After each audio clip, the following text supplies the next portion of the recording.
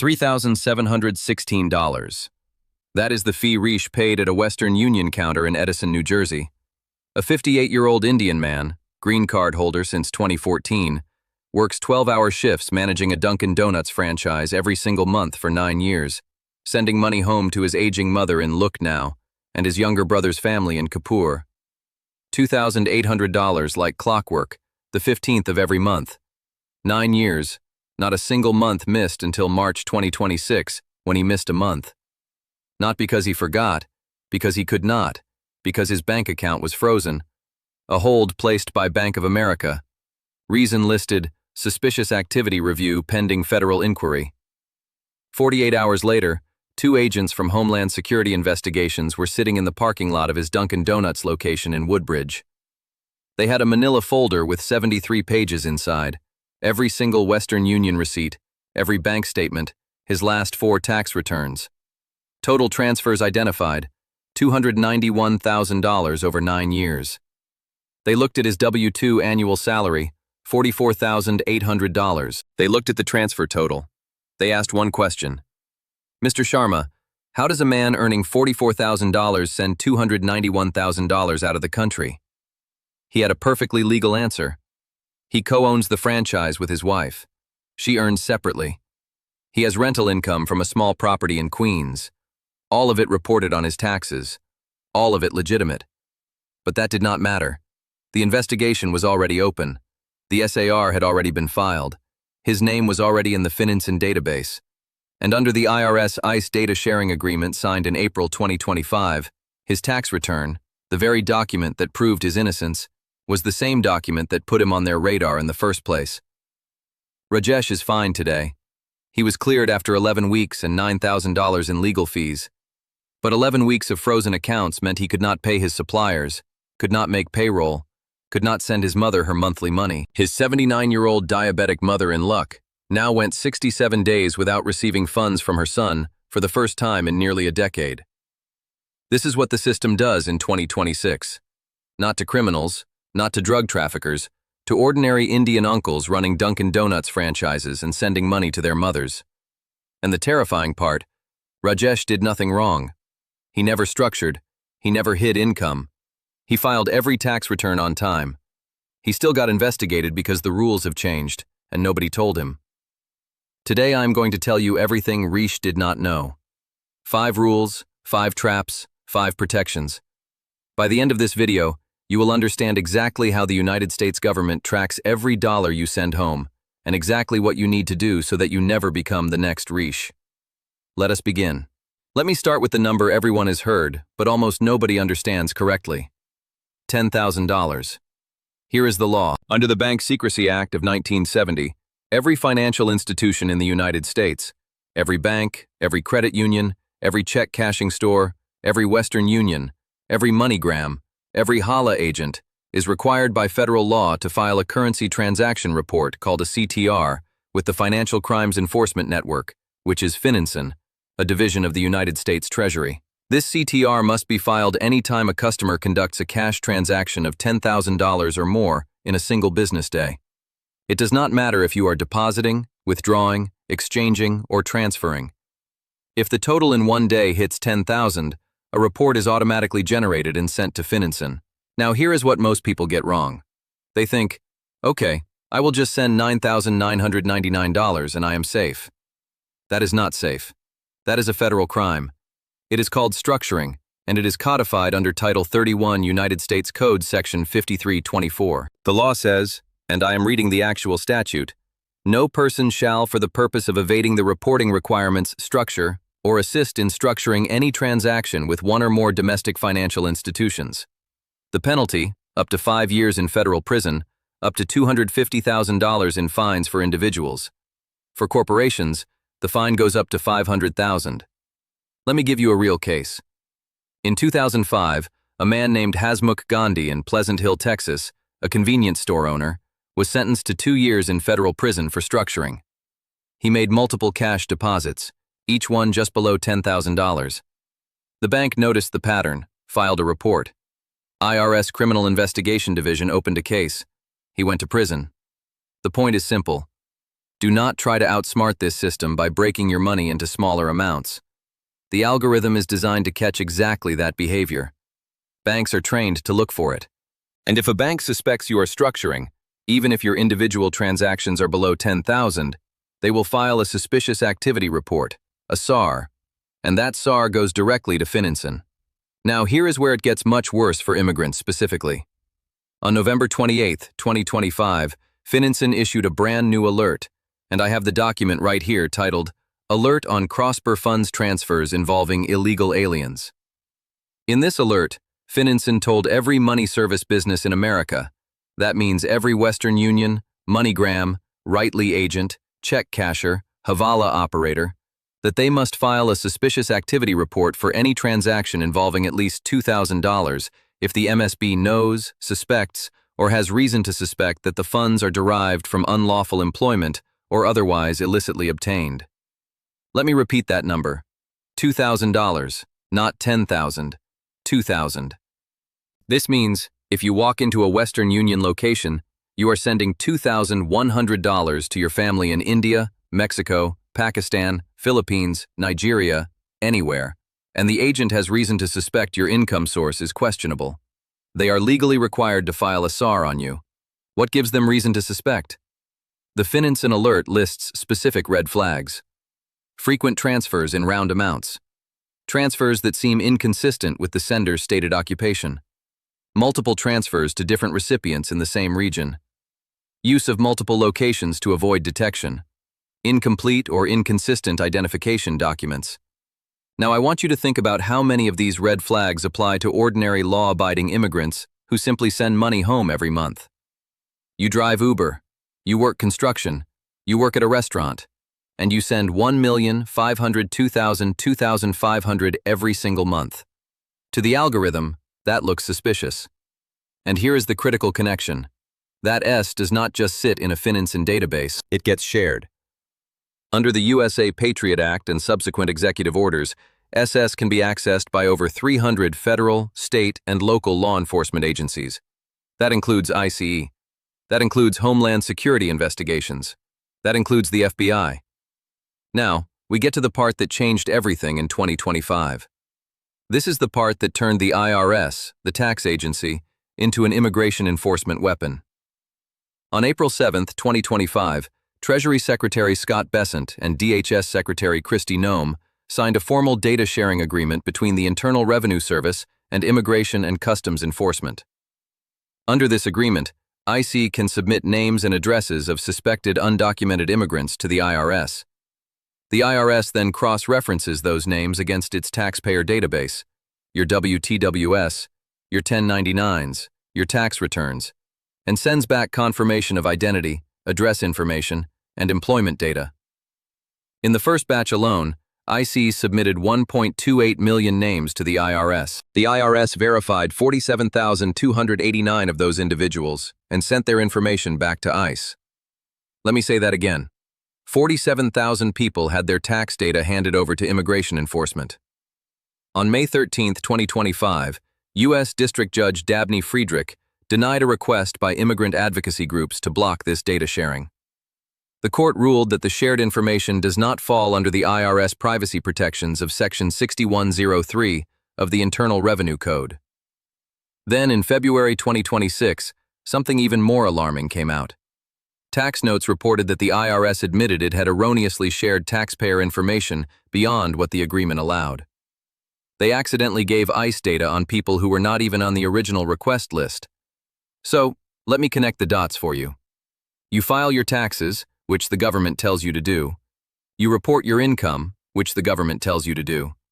You use an ITIN number because you do not have a social security number, and now that very same tax return can be used to locate you, identify your employer, confirm your address, and hand all of that to ICE for enforcement action. This is not theory. This is happening right now. Court documents confirm it. IRS admissions confirm it. The data pipeline is live. On top of the surveillance, there is now a brand new tax specifically designed to take money from immigrants who send funds abroad.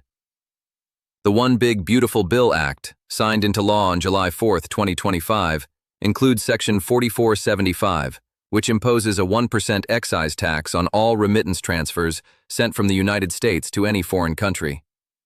Let me read you the exact language. There is hereby imposed on any remittance transfer a tax equal to 1% of the amount of such transfer. The tax shall be paid by the sender. This tax took effect on January 1, 2026. If you sent money home on January 2, 2026 using cash at a Western Union or MoneyGram location, you already paid this tax. Now, here is the critical exemption. The 1% tax does not apply if your transfer is funded by: Number 1, a withdrawal from a U.S. bank account. Number 2, a U.S.-issued debit card. Number 3, a U.S.-issued credit card. The tax only applies to transfers funded with cash, money orders, or cashier checks. Let me give you a real-world example. You send $500 in cash to your mother in Mexico every month. Under the new law, $5 per transaction goes to the federal government as excise tax. That is $60 per year. Over 10 years, $600 gone just in tax on your own earned money that you already paid income tax on.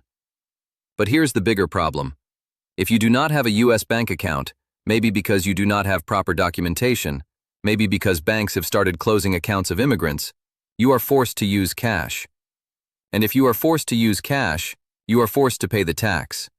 And every single one of those cash transactions is also being reported and monitored under the $2,000 second threshold I just explained. So you are being taxed and surveilled simultaneously.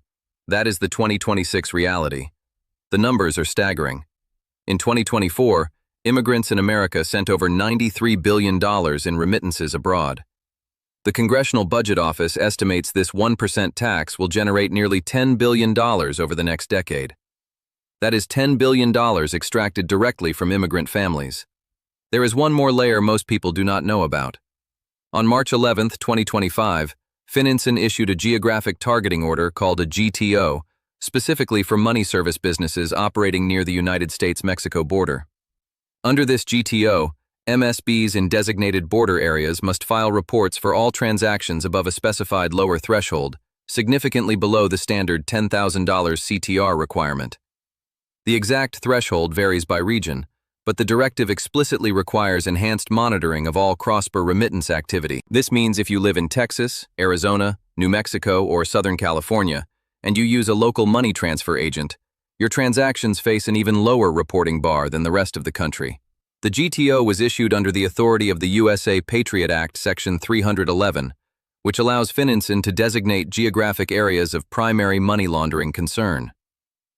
The practical effect is that millions of immigrant families living near the border face heightened financial surveillance simply because of their zip code. Let me explain the enforcement chain. How a simple money transfer can lead to agents at your door. Step 1. You send money. The MSB files a SAR or CTR with FinCEN. Step 2. FinCEN's database flags the transaction based on pattern analysis. Multiple SARs from the same individual. High-frequency transfers amounts that suggest income inconsistent with declared employment. Step 3. Under the IRS ICE data sharing agreement, ICE submits your name to the IRS. The IRS confirms whether you have filed taxes, what income you reported, and what address you used. Step 4. If your reported income does not match your transfer volume, for example, you reported $22,000 in annual income, but sent $45,000 abroad, that discrepancy triggers an investigation referral to Homeland Security Investigations. Step 5. HSI opens a case. They may conduct surveillance. They may visit your home. They may visit your employer. They may subpoena your bank records. This entire chain can begin with a single $2,000 Western Union transfer. Not $10,000, $2,000. I do not want to just scare you. I want to protect you. Here are 5 concrete steps every immigrant sending money home must take right now. Step 1. Use electronic transfers from a U.S. bank account whenever possible. If you have a bank account, use it. Transfer funds electronically. This avoids the 1% remittance tax entirely and reduces the chance of AS being filed because electronic transfers from verified bank accounts carry lower suspicion scores. Step 2. Never structure your transactions. Do not split a $12,000 transfer into 3 $4,000 transactions. Do not use multiple locations on the same day. Do not ask family members to send on your behalf to avoid thresholds. All of this is federal structuring, and it carries 5 years in prison under 31 U.S.C. 5324. Step 3. Keep records of your income source. If an agent ever questions where your money comes from, you need documentation. Keep pay stubs, bank statements, tax returns, and W-2s or 1099s organized and accessible. If your income is legitimate, documentation is your strongest defense. Step 4. File your taxes properly and on time.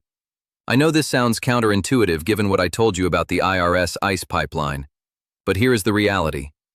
Not filing taxes creates its own set of problems. Penalties, interest, inability to adjust status, inability to prove continuous presence. The key is to file correctly and to understand that your tax data may be shared. Consult with an immigration-aware tax professional. Step 5. Consider opening a joint bank account with a trusted family member who has proper documentation.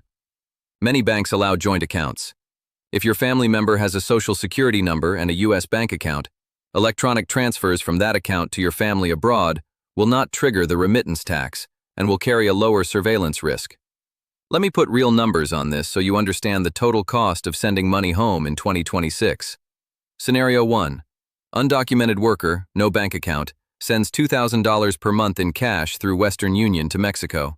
Monthly cost, $20 in remittance tax plus Western Union fee of approximately $10 to $15, plus the S risk on every single transaction because it exceeds $2,000. Annual cost, $240 in tax alone, plus 12S filed on your name per year, plus your patent flagged in the FinCEN database. Scenario 2. Green card holder with a Chase bank account sends $2,000 per month electronically via Zelle or wire transfer. Monthly cost. 0 remittance tax because it is electronic from a bank account. Minimal S risk because verified identity, verified income, verified account. Annual cost possibly $50 to $100 in wire fees, but 0 tax, 0 S, 0 FinCEN flags. The difference between these two scenarios is not just money. It is freedom. It is safety. It is whether agents show up at your door or not. I need to address this because I know many of you use informal transfer systems, Hala, Hundi, FBAR, whatever you call it in your community. Here is the legal reality. Operating as an unlicensed money service business in the United States is a federal crime under 18 U.S.C. 1960. Penalty, up to 5 years in prison. If the funds are connected to any other criminal activity, tax evasion, immigration fraud, anything, the penalty escalates to 20 years. In the 2026 National Money Laundering Risk Assessment published by the U.S. Treasury, Hala networks are specifically identified as a high-risk typology for illicit cross-border transfers. Does this mean every Hala transaction leads to prosecution? No. But it means that if you are already on FinCEN's radar, if SARs have been filed on you, if your name has been through the IRS ICE pipeline, and then you are also caught using informal transfer networks, the legal exposure multiplies dramatically. My advice?